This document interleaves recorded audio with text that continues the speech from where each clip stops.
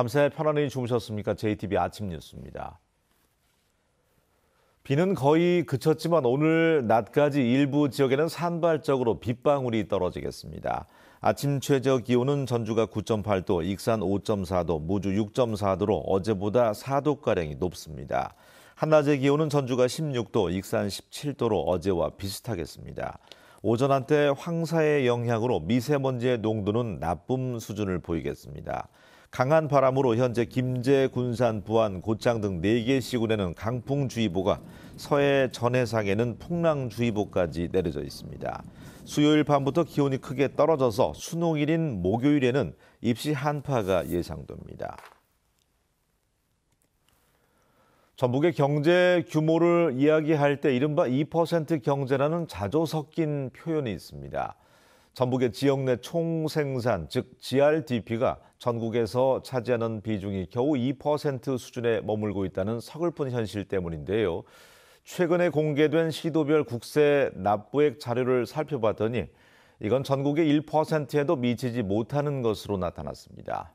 송창용 기자입니다. 전북에서 가장 많은 세금을 내는 사업장 가운데 하나인 하이트진로 전주 공장입니다. 하이트 맥주가 시장을 휩쓸었던 2000년 무렵 이 공장이 낸 국세만 3천억 원에 이릅니다. 하지만 맥주 시장의 왕자를 빼앗긴 뒤 지난해 1,700억 원까지 줄었고 다행히 올해는 신제품 판매 호조로 매출이 늘면서 2천억 원 규모로 증가할 것으로 예상됩니다. 적자를 보였던 맥주가 살아나면서 협력업체들에게도 훈짐이 돌고 이대로 가면 일자리도 늘어날 것으로 보입니다. 하지만 전라북도 전체 상황은 암울하기 짝이 없습니다. 지난해 도내 국세 납부액은 2조 5천억 원가량으로 전국의 1%에도 미치지 못했습니다. 충격적인 건 전국에서 제주 빼고 가장 적고 인구가 20-30만 명이나 적은 충북, 강원보다도 무려 1조 원 이상 차이가 난다는 겁니다. 전북이 특히 부진한 건 기업의 법인세입니다. 호남에서 보면 납부 인원은 모두 2만 명대지만 전북은 광주와 전남의 3분의 1 수준입니다. 전남은 대형 정유업체들의 4조 원에 가까운 교통, 에너지, 환경세가 더해져 전체 국세가 8조 원을 넘어섰습니다. 공장들이 다 전남 저쪽에 몰려 있지 않습니까? 전쪽에. 그쪽에서 그 세금이 어마어마합니다. 기업의 사정이 다른 지역보다 크게 열악한 상황. 턱없이 영세한 기업 규모도 한 몫을 한 걸로 보입니다.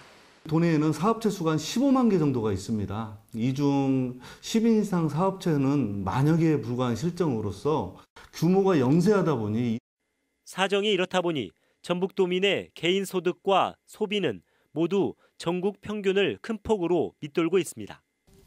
전국에서 손꼽히는 고령화 속도는 앞으로의 전망도 어둡게 만들고 있습니다. 고령층 인구 비중이 더욱 상승할 것으로 전망됩니다. 노동 공급도 경제활동 참가율이 높은 30에서 50대를 중심으로 인구가 감소함에 따라 감소 추세를 지속할 것으로 예상됩니다. 취약한 산업 구조와 영세성에 낮은 소득과 지나치게 가파른 고령화까지 전북 경제에 들이운 암울한 그림자가 점점 더 짙어지고 있습니다. JTBC 뉴스 송창용입니다.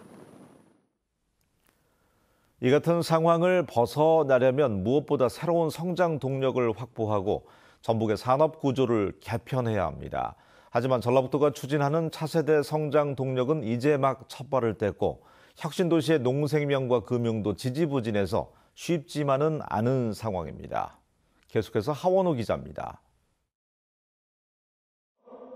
GM 공장이 문을 닫은 군산은 내연자동차에서 전기차로 산업구조 개편에 시동을 걸었습니다. 군산형 일자리라는 새로운 실험을 도입하고 대통령까지 전기차의 메카를 약속했습니다.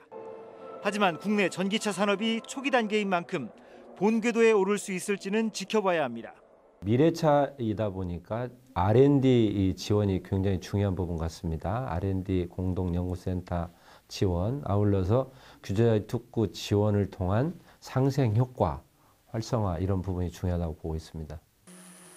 성장 동력의 한 축이 되어야 할 혁신도시는 당초 조성 취지를 전혀 살리지 못하고 있습니다. 농생명과 금융산업의 파급 효과가 미미한 만큼 관련 기업 유치와 제3금융중심지 같은 핵심 정책에 지역의 역량을 모아야 합니다. 국책은행이나 국가 공공기관들이 전라북도에 좀 집적시켜서 전라북도를 자산 운용형의 금융 중심지, 제3의 금융 중심지로 조성하는 것이 아주 급선무라고 생각을 합니다. 1, 2, 3차 산업이 고루 균형을 갖출 수 있도록 전라북도 재정 구조를 바꿔야 한다는 의견도 제시됐습니다. 앞으로 4차 산업에 대비하기 위해서는 2차 산업, 즉 제조업 또는 서비스업에 예산을 좀 집중 좀 투입해서 미래의 성장 동력을 좀 얻을 수 있도록. 수도권과 지방의 격차가 계속 커지는 만큼 정부의 지속적인 균형 발전 의지를 주문하는 목소리도 나왔습니다. 서울, 경기, 인천을 포함한 수도권 비중이 계속 높아져 왔거든요. 못 사는 지역에 대해서는 규제도 좀 더 많이 풀어주고 또 세금도 좀 감면폭이라든지 비과세를 좀 더 확대를 해서 미래 성장 동력 확보와 산업구조 개편이 늦어지면 전라북도는 말 그대로 2% 경제에서 1% 경제로 고착될 수 있습니다. JTB 뉴스 하원호입니다. 지난 9월 사과 시세가 폭락해서 농민들이 사과 상자값도 건지지 못하는 일이 벌어졌습니다. 이 사과를 원물로만 판매해서는 시장 상황에 따라서 이런 일을 또 당할 수밖에 없습니다. 사과를 원료로 한 다양한 가공식품 개발이 시급한 이유입니다. 오정현 기자입니다. 올해 추석 대목이 지나고 사과가 한꺼번에 출하되면서 10kg 한 상자 가격이 1,000원까지 떨어지기도 했습니다. 이런 놈의 사과를 갖다가 서울 가서 이거 우리 2,000원, 3,000원에 사간대. 우리는 요거 박스값 운임비도 안 나와. 사과는 저장 기간이 짧기 때문에 그 가격이라도 팔 수밖에 없었습니다. 홍로 사과의 저장 기간은 15일이지만 사과 주스로 만들면 1년까지 보관할 수 있습니다. 지난해 기준으로 사과 100kg을 원물로 판매하면 30만 원, 사과 주스를 만들어 팔면 70만 원의 소득을 올릴 수 있습니다. 이처럼 가공식품 개발이 중요하지만 아직 사과 가공량에 대한 정확한 통계조차 없습니다. 해썹도 갖추지 못한 소규모 농가들이 사과 주스를 만드는 수준이기 때문에 제대로 된 판매는 기대하기 어렵습니다. 뒤늦게서야 장수군이 250억 원을 투입해 장수 APC에 2021년부터 가공식품 공장 설립을 추진한다는 계획입니다. 사과 식품 가공 공장을 설립이 되면 사과 주스, 사과칩, 사과잼 등 다양한 제품을 생산할 계획으로 있고요. 수입산 과일 소비량도 계속 늘어나고 과일을 간편하게 먹는 방식의 소비 형태가 더 뚜렷해지면서 가공식품 개발은 더 이상 늦출 수 없는 상황을 맞이하고 있습니다. JTB 뉴스 오정현입니다. 비가 많이 온다 싶으면 늘 물이 넘쳐서 도로가 잠기는 순창군 경천이 새 단장을 마쳤습니다. 완주의 대표적인 관광지 삼례문화예술촌에 야간 경관이 조성됩니다. 주혜인 기자가 자세히 전합니다. 비가 올 때마다 침수 걱정을 해야 했던 순창 경천이 새롭게 단장했습니다. 순창군은 주민 수건 사업인 경천 고양해강 정비 사업을 5년 만에 마치고 준공식을 가졌습니다. 2013년 정부 공모 사업으로 선정돼 226억 원을 들인 이번 공사로 하천 5.2km 구간이 정비되고 침수가 잦았던 인근 도로도 털을 높였습니다. 완주군은 국내 광고 대행업체와 업무 협약을 맺고 삼례문화예술촌에 야간 경관을 조성하기로 했습니다.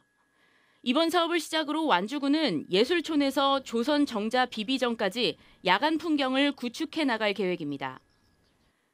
남원 춘향제가 제3회 대한민국 내 고향 명품축제에서 광양 매화축제와 부산 불꽃축제 등과 함께 명품 우수축제 부문에 선정됐습니다. 올해 89번째를 맞이한 춘향제는 전통의 진수를 이어가는 동시에 예술성과 대중성이 어우러졌다는 호평을 얻었습니다. 예술성과 대중성이 어우러진 남원 춘향제를 전통 축제를 넘어 우리나라를 대표하는 최고의 명품 축제로 만들어 가겠습니다. 무주군이 베트남 하노이 현지 대형마트에서 반딧불 사과 판촉 행사를 벌였습니다.